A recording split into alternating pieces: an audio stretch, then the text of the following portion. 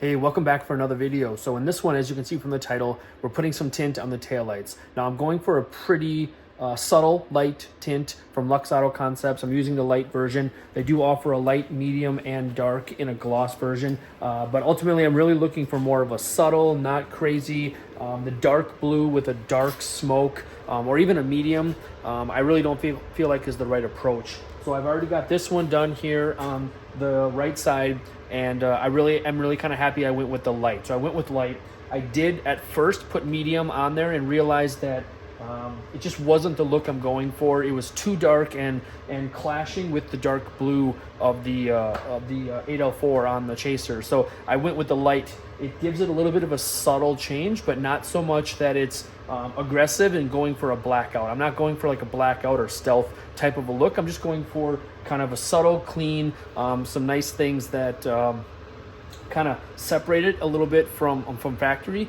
but not aggressive. And I think the medium might have been appropriate if it was a lighter color, the silver or white, because then that contrast isn't so dramatic, or so close, I should say, to the factory color. But in this particular case, I just feel like it was the right move. So I haven't done the left side yet, and that's kind of what we're going to take care of in the video here. So this is the factory. And when we slide over here, you can see it's just a hint of a tint, a little bit more of kind of changing the tone of the red, making it a little less obnoxious. So if I can kind of get into position here, hopefully we can see with the lighting, just that comparison where it's not too much, but it's almost kind of changing to a darker shade of red. And that's really the what I'm looking for. I want to kind of go for like the OEM Plus, or if just so happened this one was parked next to another one with factory tails that hadn't been tinted, you would subtly notice, hey, those are a little bit different. And that's kind of all I'm looking for, is not to stand out, not to go for that stealth. So we're gonna go ahead and wrap this, and I'm gonna do it in two different pieces. The center section here, I'm gonna take care of in a first piece, and then we'll put another piece over the top, and then do it in two separate. And the reason being is because it is different layers, you can kind of tell. And so I just feel like it's not the right approach to try to get that done in one piece. It's likely going to bubble up in that seam as you're trying to tuck in too deep and stretch that material down in there. I just feel like it's prone to fail. I'm going to do it in two separate pieces, hide the seam along that recessed area of their body line, so almost like doing an inlay and then an overlay, and comparing the two, that's where we ended up with this. And so you're not really ever going to see that seam inside there, and ultimately it's just a much cleaner install that's going to last. And this material does last a long time. I'm really happy and really pleased. I'm not going to get into it in this video, but a little teaser. The wheels and a couple of the tires showed up. The other two haven't shown up yet, which is weird. They were ordered at the same time, but somehow they got separated in delivery. I'm not going to get into too much. I'm still waiting for a couple of other items to arrive besides that. The coilovers are getting built. I'm getting just the upgrade springs with a little bit of different spring rates than what were default. So I'm waiting for those to arrive, and we'll touch on that in a different video. So for this one, let's get the cameras set up, kind of wipe down a little bit, and start putting that inside piece on.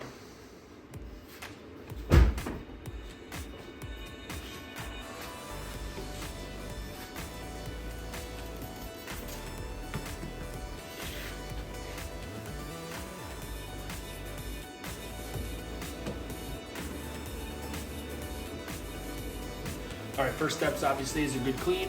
So just some baby shampoo and water, my usual tint solution.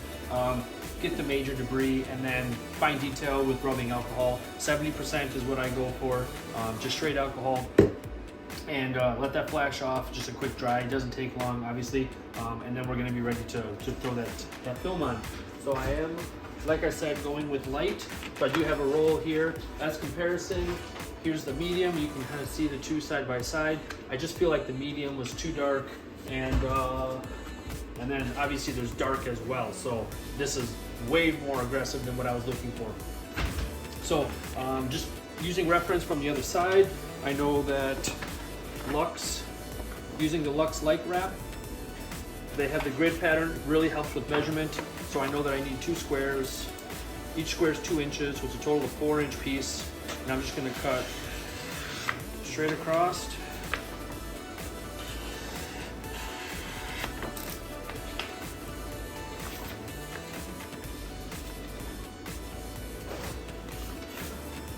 I'm gonna tag that here to the body, and I'm actually gonna preheat it.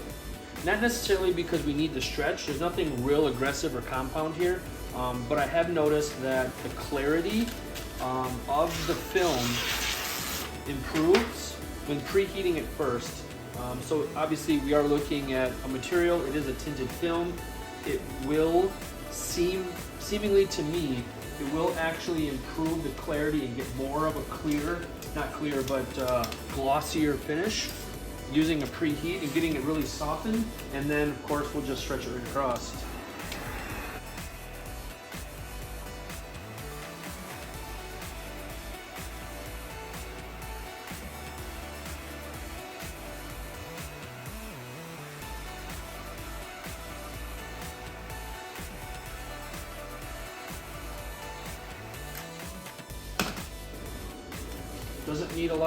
Doesn't need a lot of pull on this. The light is pretty straightforward, like I said. So we're just going to work.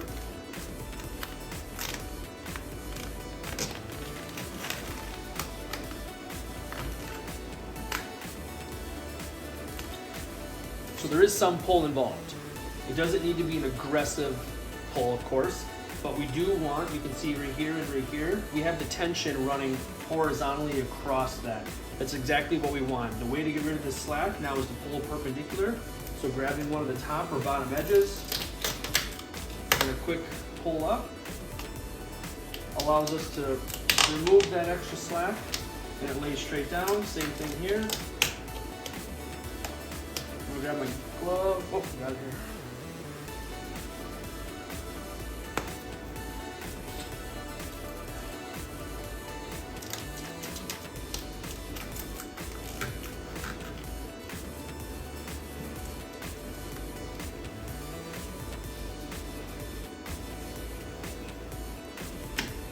Already noticeably different. Now I'll use just my soft squeegee here with buffer, and we're gonna really want to get a nice relaxed feed tuck up into this recessed area. So we're gonna remove the tension here and work it inside all the way around.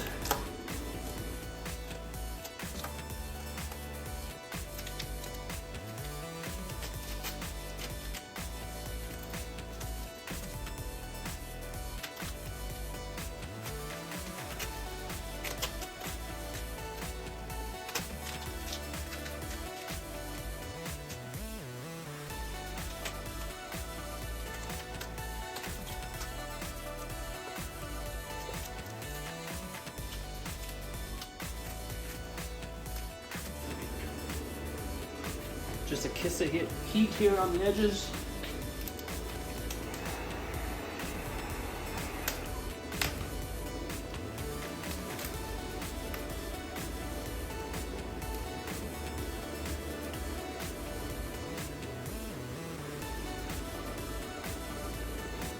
Just slowly relaxing it down into here. Really looking to not have any tension or stress. We just want it to relax down into place. It will contour nicely.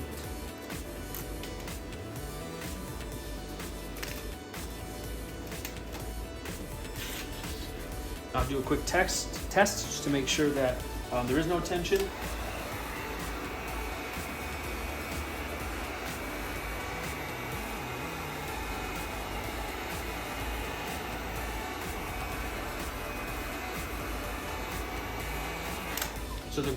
So if there's any tension, you're gonna find that material is gonna wanna shrink back. So we heated it, we put a slight stretch, nothing aggressive, but even still, that being said, any heat is gonna wanna work that back. It's the self-healing concept of the material. That's what makes it so user-friendly. A lot of times we wanna use that to our favor. If you kind of do a little bit of a stretch into a particular area and then apply that heat to shrink it back, but you do it in a way that it's actually gonna shrink itself in place instead of pulling away. That's the ultimate goal. So I do see right here along this little edge, it did want to lift up a little bit, which means I had tension in that section. I'm going to peel this back up here. And I'm going to relay that down in place.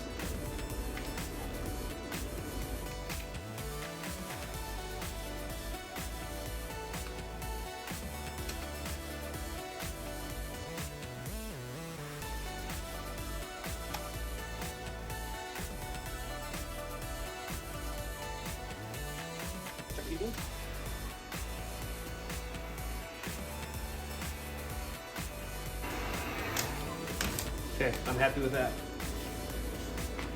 So let's work this edge back over here.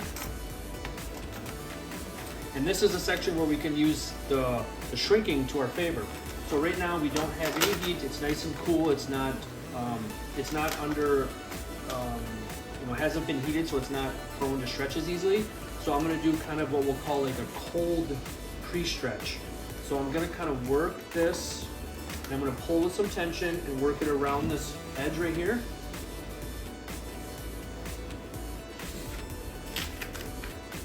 And I'm gonna apply a little bit of the heat.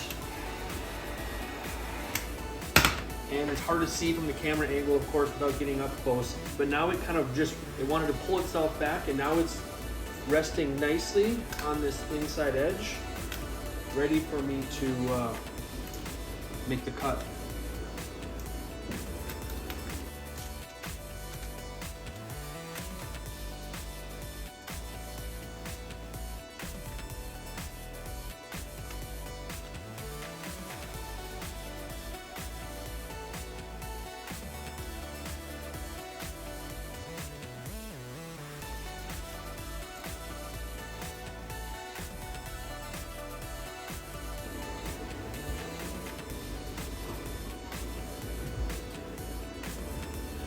All right, so now we're gonna make the trimming cut. This can be tricky. The key is to have a nice, comfortable grip with the knife, and honestly, not really putting any pressure on the blade.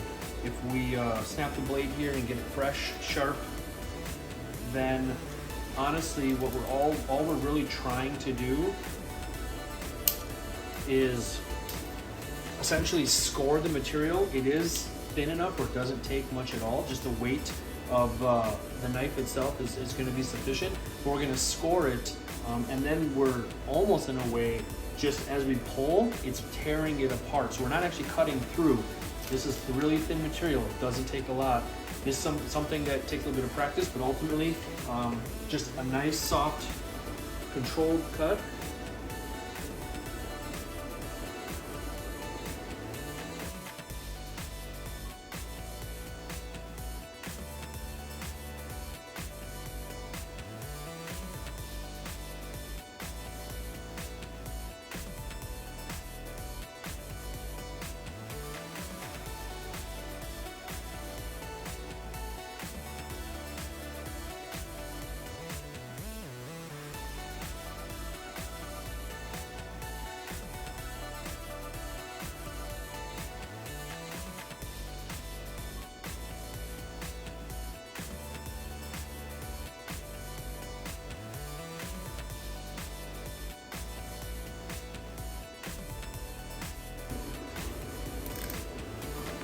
Taking time, no reason to rush in that step.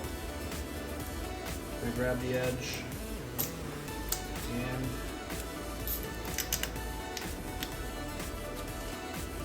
take it all the way out here.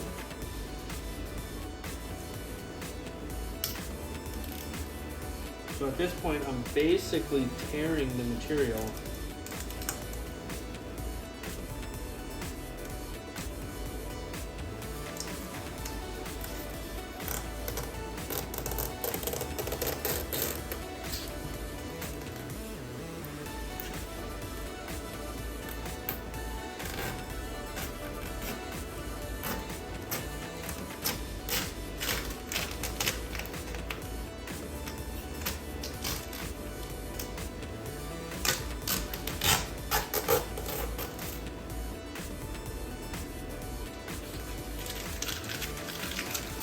And that's basically it for the center section.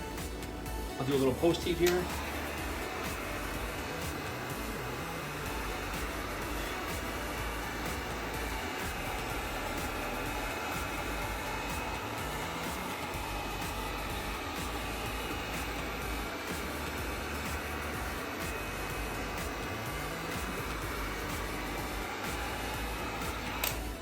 Nothing's moving, nothing's pulling back, everything is relaxed.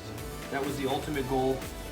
Of course, by doing it in two pieces like this, is now there's no tension in that deep area that wants to lift or pull back up, which was a high probability when trying, if the alternative approach was to put one piece and then heat and tuck it in there. It'll go and it'll work and it'll stick in there for a while, but what you'll notice is when applying heat from a heat gun, the material wants to shrink back to its original state, correct? So when this is sitting outside in the summer and it's 80, 90, 100 degrees outside and the sun is just baking down on this, that's enough heat to want to return the material back to its original state, and ultimately that adhesive just not going to be strong enough likely, and it will pull itself right back out, and then you're going to have the film bridged over the top of this recessed area between the clear and the red, and you're going to see that bubbling in there. It's not going to look very appealing. So at this point now, there's no question that's going to take place, or there's no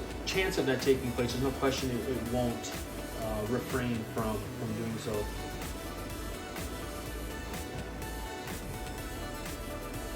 So this is good. I'm ready to go on to the other piece. So what I'm going to do is actually take some blue masking tape. I want to be able to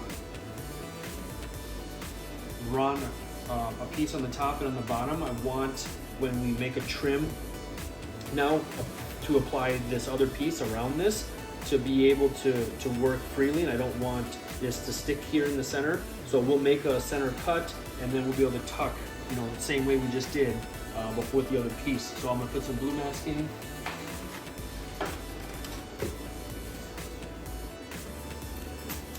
And it helps allow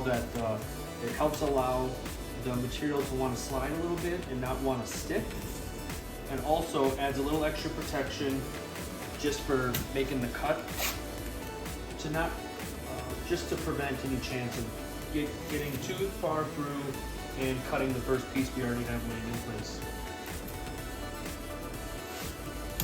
Easy insurance policy.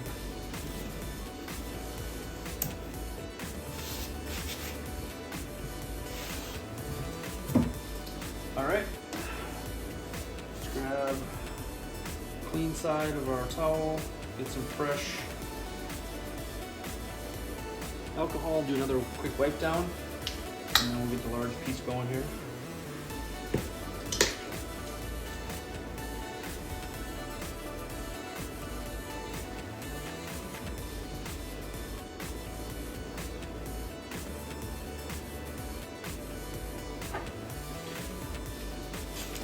This is obviously longer than necessary, but that's what gives us the ability to take a couple of inches and stick here to the body as our anchor point, and then make our pull. So I'll preheat it again. I do like I said, it's almost like, this material in a way is self-healing. So if it does get scuffed, it will kind of heal itself, so to speak, and it will want to clear that scuff away. So I almost wonder if the reason this clarity seems to improve when I preheat this is because it's almost doing like a quick self-healing before installing.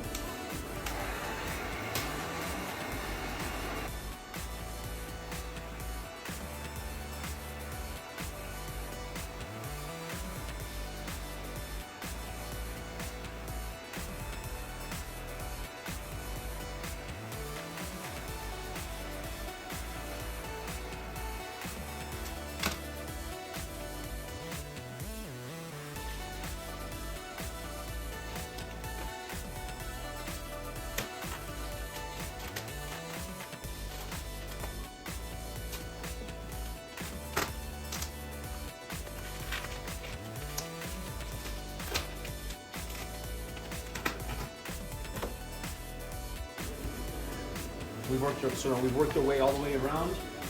Again, we want these horizontal lines in this direction because that gives us the ability. And overall, this worked out pretty well because I was working both out while I was still pulling tension this way, which is the best way to work with this material. So these few spots that are right here are going to come out just as easy by pulling down.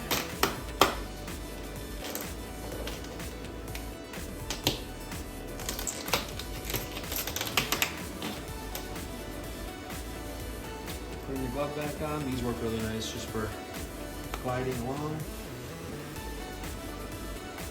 Fit around this seam.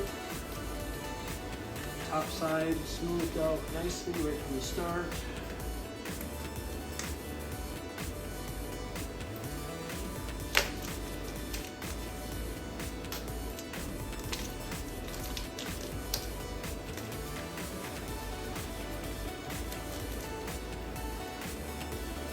Just like that, the light's pretty well wrapped. Now we just get into the details of doing the tuck.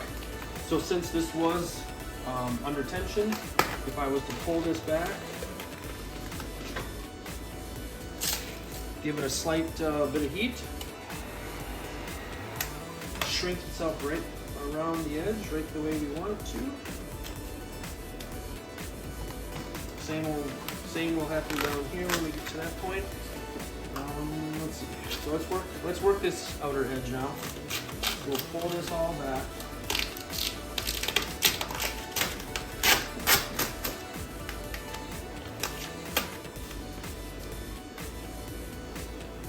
And we'll take the hard squeegee and we're just gonna tuck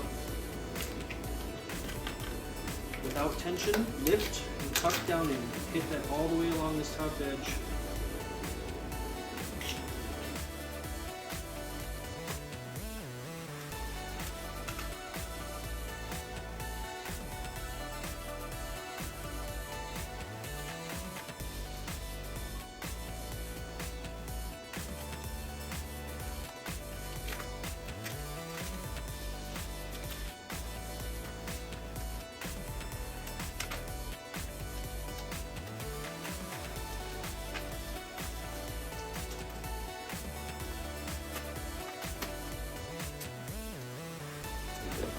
Getting to these corners, again, we're just adding a little bit of heat. We just want to retract any of the potential stress or stretch that's in there. Then it relaxes it for one, but likely it's going to work its way then right into place.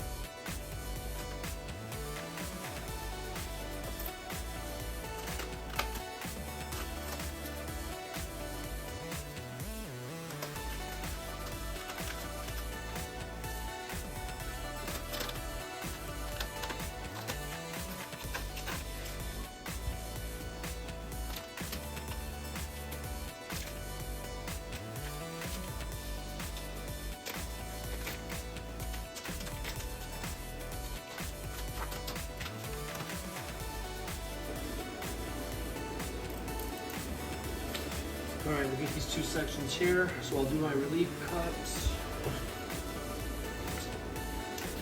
Still just a gentle trace.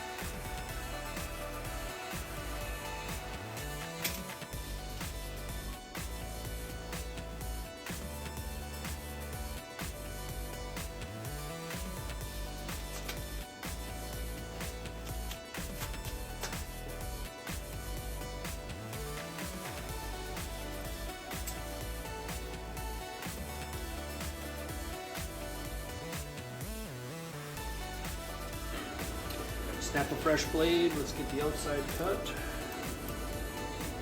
And then we'll work on tucking the inside and we'll be pretty much done.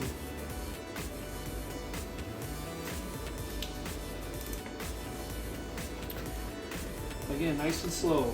The nice thing you can do is you can actually run the blade along the back side now, because we don't need to really tuck too far in, much at all.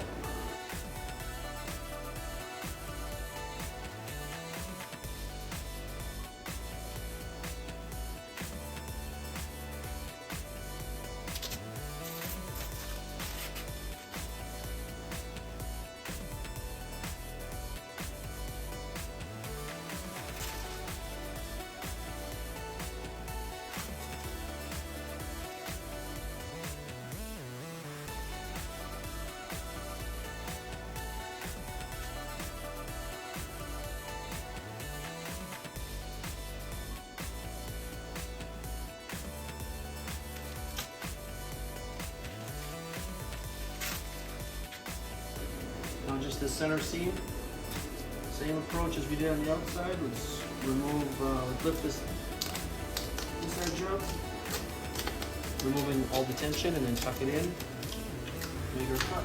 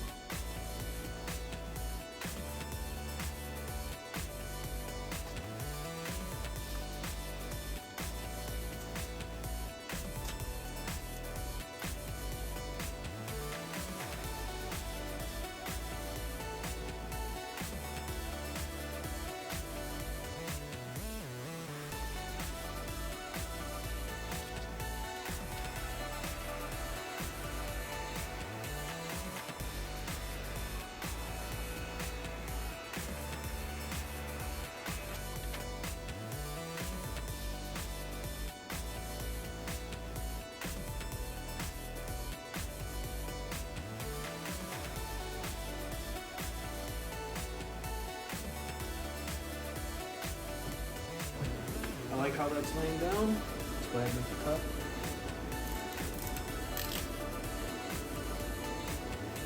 This one, same thing. It's an inside cut, overlapping. You want to be the first layer. You want to have a nice control of the blade.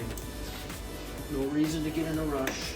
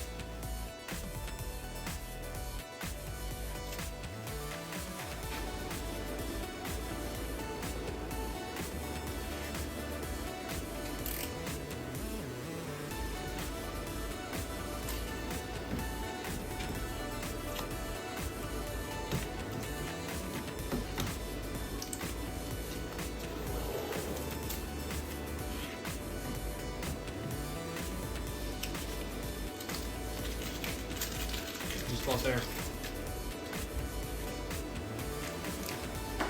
Just do a little more heating, hit all the edges, make sure nothing weird moves or pops up.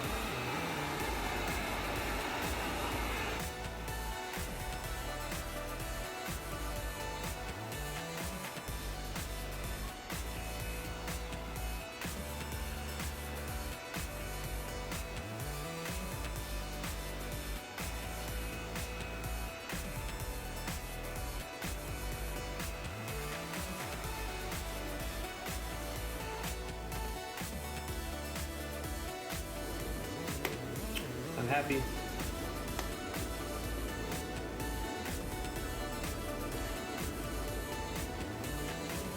All the factory taillights have the little emblem logo letters that kind of stick up a little bit. Once you get them warm, you can press them in.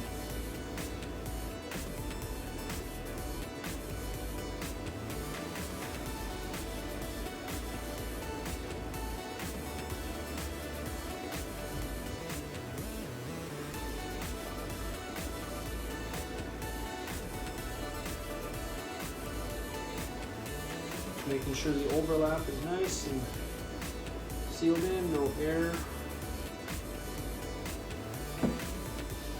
And there we have it.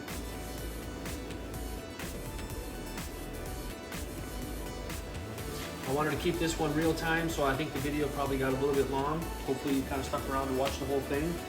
But as you can see, really not too challenging to get through. Yeah, very straightforward. Just really patience, taking your time. Doing it in the two-piece on this particular application, I think with the right move, it's going to allow that tension, or it's going to basically not allow any tension to be in place in this seam, whereas if it was a smooth transition where like a lot of lights are, where there isn't a deep recess like that, but it would just have been one solid piece, those are super straightforward, easy. Those are the easiest to do, because once you make your full stretch around, you're tucking your corners or you're making your cut, and you're basically done.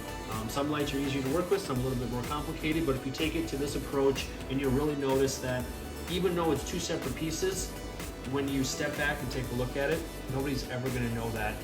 But it ensures that the install is going to be quality. It's going to last a long time. I'm very impressed with how long this material lasts outside.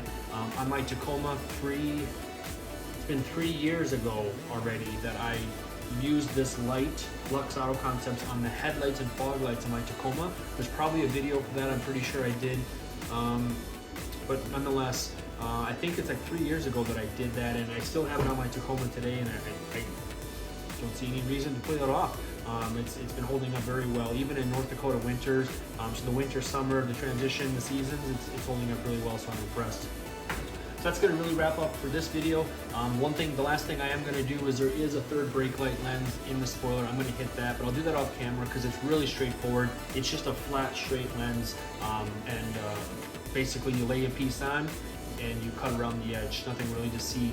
So I think the next video update may be either tackling some of the black vinyl to hit the chrome around the doors on the windows, just going for that belt molding, that the belt molding and chrome that we were looking at in one of the previous videos. I might just put black vinyl on that to rid that chrome strip that goes all the way around the windows, and kind of do a de-chroming of that. Or if the remaining parts kind of show up that are going to get the wheels, tires in place, that might be the next thing that we dive into. But I want to kind of have everything so that way when I do the video, it's looking at the whole project as we get there. So I'll quit rambling. I appreciate you watching, and we'll see you in the next video.